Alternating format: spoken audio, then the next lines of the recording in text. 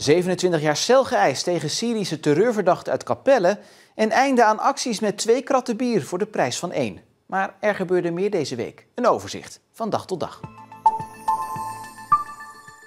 Een aanval met een mes was voor een politieagent aanleiding om een man neer te schieten, maandagavond in Vlissingen. Op straat wordt veel nagepraat over het incident. Na het incident gaan er beelden rond op social media waarin te zien is dat de man tegen een auto aanzit en een afwerend gebaar maakt. De politie staat op 1 meter of 2 afstand, er zijn schoten te horen en daarna ligt de man op straat. Iedereen die zat natuurlijk uit de ramen te kijken. Toen zag ik 2 politieagenten met iemand op de grond liggen. De straat en het plein, dat stroomde gelijk vol met mensen. Ik zag het om de hoekje. En het was ook een vriend van ons, waar we vaak mee waren. Het is een rustige jongen en hij komt uit Engeland en die jongen heeft niemand hier zo. Het is dadelijk toch niet noodzakelijk dat de buurvrouwen, die hier soms wel eens een kopje koffie op de stoep drinken, met een kogelvrijwerend vest de versnapering moeten nuttigen.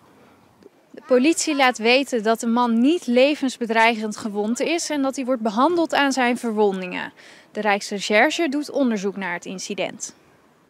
De oude terminal van de PSD op het Veerplein in Breskens is verkocht. De provincie heeft de gebouwen en het terrein overgedragen aan de nieuwe eigenaar, die van het terrein een levendige plek wil maken voor toeristen.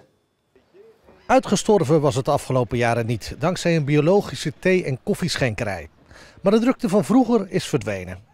Tot 2003 stonden hier rijen auto's te wachten voor de overtocht met de boot naar Vlissingen. Wat ondernemer Erik van Damme het groene betreft, moet die levendigheid weer terugkomen. Fietsverhuur, een pop-up horeca voor dit jaar. En daarna gaan we eigenlijk werken aan de plannen voor de langere termijn. Om dit eigenlijk gewoon in te vullen op een manier die recht doet aan de omgeving. De sleutel van het hele complex. Dankjewel. Veel succes de komende periode. Van Damme is een grote recreatieondernemer in West-Zeeuws-Vlaanderen. Hij is onder meer eigenaar van strandcamping Groede.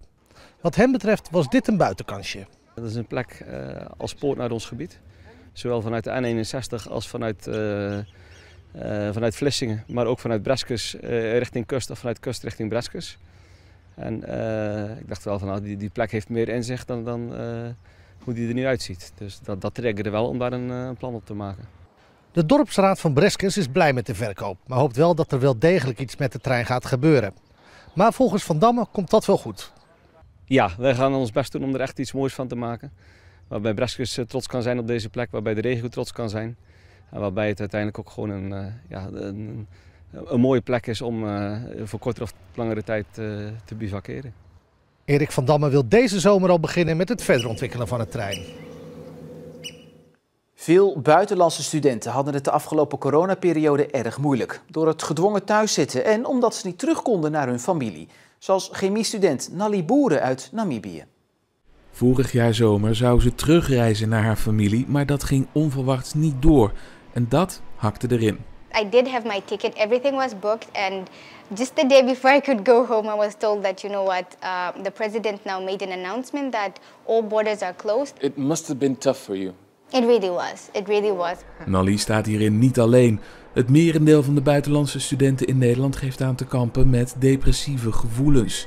En bij de HZ in Vlissingen kregen de studentenpsychologen afgelopen jaar 3 keer meer hulpvragen binnen dan andere jaren. Maar Nali kreeg het wel heel erg zwaar voor de kiezen.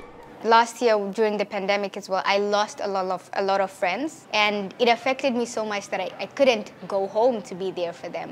The reason why I was really looking forward to go home was I had lost a really close friend of mine during that time, and I was like, you know, at least I'm gonna get to say goodbye to them. But that just didn't happen. And I wish that I could get some closure. Because even now, sometimes when I'm thinking of going home, I still forget that I have lost some of my friends. I still make plans that, oh, I'm going to see this person. And then I remember that, no, this person's not going to be there when you get home. So it was really a hard time. And being on your own, dealing with your own emotions, not having friends to be there for you, it got me really low. And I think that's when my motivation also started going down with school. And sometimes was really even difficult to get up in the morning. Gelukkig vond ze steun bij de huisgenoten in haar studentenhuis en dat sleepte haar er doorheen. When I moved to the second year, I was living alone. And that's why I was really sad because, of course, I couldn't see my friends. But now that I lived in a student shared house, I feel like I can go over to my friend, I can knock on their door and be like, you know, I'm feeling a bit homesick, maybe we can watch something. And they're always really understanding. Ze is nu van plan om binnenkort alsnog naar Namibië te reizen, als het dit keer wel doorgaat. I have my ticket now booked for the 3rd of July. So I can hopefully go there, not hearing that, oh, you know, you can't enter the country now. Sorry, you have to turn back. Because I think if I have to wait another year, I'm going to go crazy. Really, I am. Een ruime meerderheid in de Tweede Kamer vindt dat de tol van de Westerschelde-tunnel zo snel mogelijk moet worden opgeheven. Dat bleek dinsdag tijdens de stemmingen. Volgens politiek verslaggever Heiko Strietman is de brede steun vanuit de Tweede Kamer opmerkelijk. Dat er zo'n stevig signaal zou komen vanuit de Tweede Kamer met VVD en D66 die zich uitspreken, dat is echt wel opmerkelijk te noemen. Het was een motie van de SP en de Boer-Burgerbeweging die zeggen van de tol moet er nu zo snel mogelijk af. En het geld dat moet gehaald worden uit projecten, landelijke projecten waar minder draagvlak voor is. Nou, dat is die 340 miljoen euro waar we natuurlijk al veel vaker over gesproken hebben. Het demissionaire kabinet mag geen beslissing nemen over het afschaffen van de tol. Het onderwerp is nu een van de punten die worden besproken tijdens de formatie die nu aan de gang is. De Zeeuwse ziekenhuizen verwachten binnen een paar maanden de wachtlijsten te hebben weggewerkt die zijn ontstaan door de coronazorg. Het gaat volgens de ziekenhuizen om een relatief kleine groep patiënten en om lichte ingrepen. De groep die nu nog moet wachten is eigenlijk heel beperkt. We hebben eigenlijk geen grote golf met inhaalzorg. Het gaat gelukkig niet om veel mensen. Dat komt omdat we tijdens de COVID-golf toch zoveel mogelijk hebben geprobeerd door te opereren. De ziekenhuizen maken de balans op na een turbulent coronajaar. En de opluchting is groot. De wachtlijsten vallen mee. En mogelijk dat er hier en daar bij oogheelkunde of bij plastische chirurgie wat langere wachttijden zijn, maar die gaan we netjes de komende maanden allemaal bedienen. Het gaat over minder dan 100 mensen. Dan heb je het over een nieuwe heup bijvoorbeeld, waar mensen al een tijdje op wachten. Dus dat of misschien de KNO-arts die nog een ingreep moet doen die niet heel urgent is, maar wel moet gebeuren. Dus daar moet je aan denken. Dus geen schrijnende gevallen hier? Nee, geen kankerpatiënten waarvan de operaties zijn uitgesteld. Gelukkig niet. De Zeeuwse ziekenhuizen hebben dan wel noodgedwongen operaties moeten uitstellen, maar niet zoveel als in zwaar getroffen ziekenhuizen in Brabant of Limburg. Ja, maar daar was de druk nog hoger dan hier. Dus daar is het helemaal over de schoenen gelopen. Bij ons liep het nog net iets boven de lippen. Ik denk dat we als Zeeland echt ons gelukkig mogen prijzen dat we zo, niet beperkt, maar minder belast zijn met COVID. Nu is het enkel nog een kwestie van goed plannen. Dus wij verwachten dat voor augustus weggewerkt te hebben klinkt onaardig, zo bedoel ik het niet. Maar we willen natuurlijk dat die patiënten gewoon ook geholpen zijn die nu nog op die lijst staan. Wij gaan heel flexibel om met onze planning. Dus het is niet zozeer dat de zorg die niet is geleverd nu deze maand moet worden ingeleverd. Want dat is het type zorg wat ook iets langer kan wachten. En dat plannen we mooi in de rest van het jaar. In vergelijking met de rest van het land valt de achterstand in Zeeland mee. Waar de vertraging hier beperkt blijft tot een paar maanden, verwachten ziekenhuizen in Rotterdam, Brabant en Limburg dat ze misschien wel 4 jaar nodig hebben om alles in te halen. Er wordt daarom nu landelijk gewerkt aan plannen om uitgestelde operaties te verspreiden over alle ziekenhuizen in Nederland.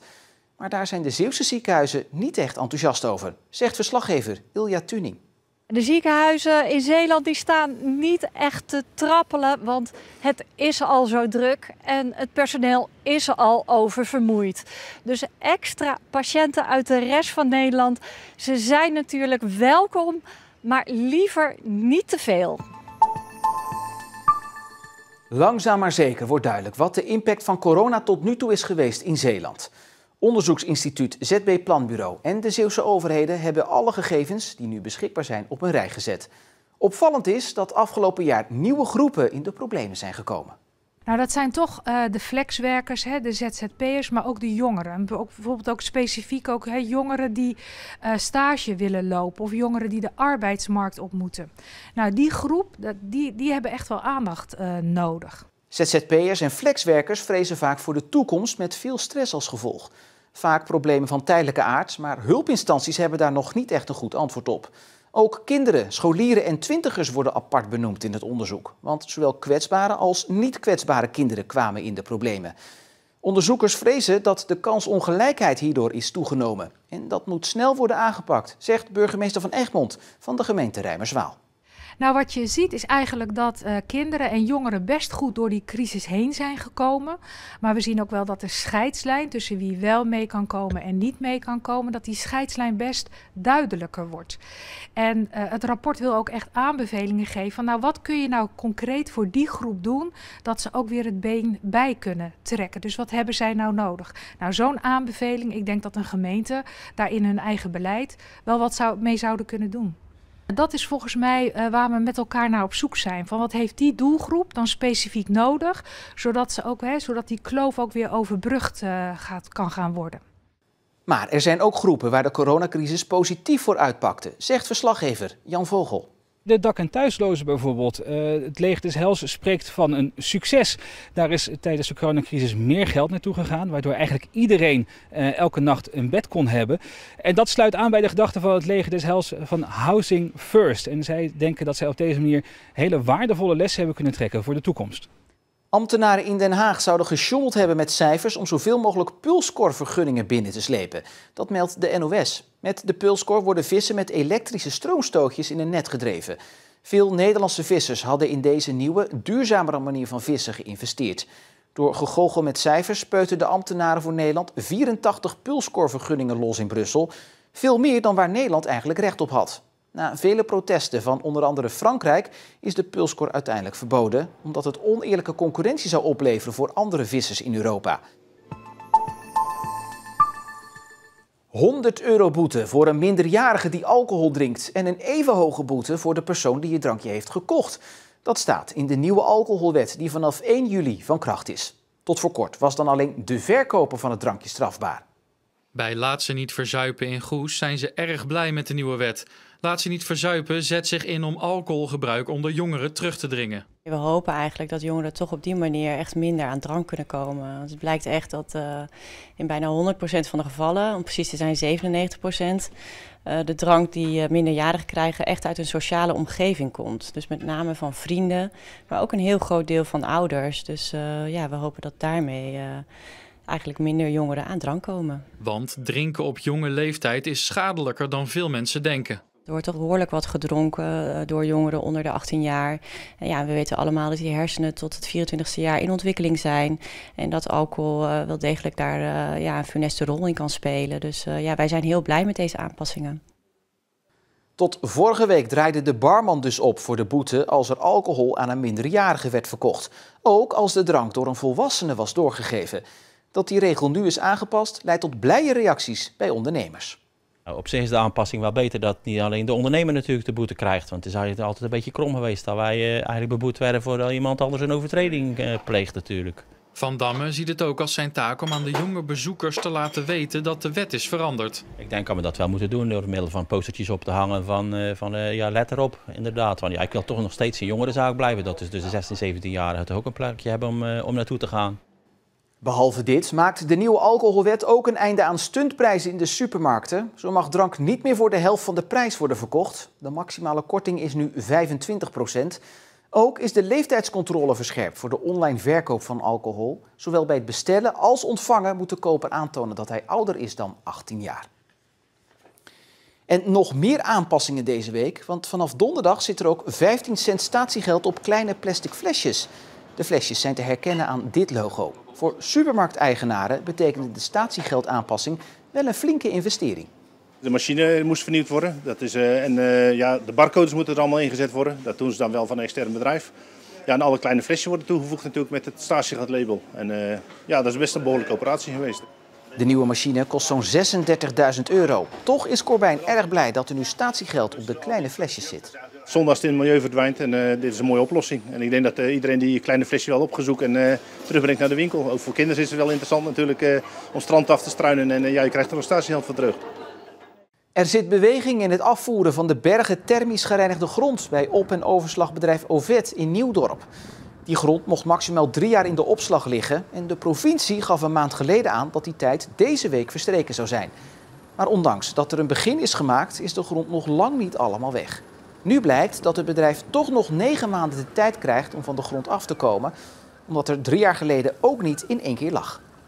In een deel van de grond is PFAS aangetroffen, waardoor de grond zo goed als onbruikbaar is. En wat er met die grond moet gebeuren is nog onduidelijk. Een celstraf van 27 jaar. Dat eist de officier van justitie tegen de Syrische terreurverdachte uit Capelle. Justitie verdenkt de man van oorlogsmisdrijven en deelname aan een terroristische organisatie. De verbazing was groot. Op 21 mei 2 jaar geleden, toen bleek dat de man in Capelle van zijn bed was gelicht. Gevlucht uit Syrië, vader van 7 kinderen en actief in de kerk en de voetbalclub. Een vriendelijke man. Maar volgens justitie is hij verantwoordelijk voor een oorlogsmisdrijf in zijn eigen land. De executie van een buiten gevecht gestelde Syrische militair. De wijze waarop verdachte dit delict heeft uitgevoerd is gewoonweg wreed geweest en hij had de leiding. De tweede aanklacht gaat over het leiding geven aan een terroristische organisatie, een filiaal van Al-Qaeda in Syrië. Dan moet er een straf opgelegd worden voor het leiderschap aan een terroristische organisatie. Er is sprake van samenloop, maar het moet wel verhoogd meewerken. Ik weeg dat mee en ik weeg ook mee de gisteren in werking getreden wet straffen en beschermen, waarbij het doel van de voorwaardelijke invrijstelling is gewijzigd en gemaximeerd tot 2 jaar. En alles overziend, geachte leden van de rechtbank, kom ik tot een strafmaat van 27 jaar. En de advocaat van de man heeft de rechtbank gevraagd om hem vrij te spreken. Volgens de advocaat van de man heeft hij misschien wel samengewerkt met de terroristische organisatie, maar dat betekent volgens de advocaat niet dat hij ook alle doelen van deze organisatie onderschrijft. Hij zou huis en haard hebben verdedigd tegen een wreed regime. En over de executie zegt de advocaat dat de verdachte bewust mis heeft geschoten. Hij wilde de militair daarmee beschermen en laten ruilen tegen zijn broer die vastzat.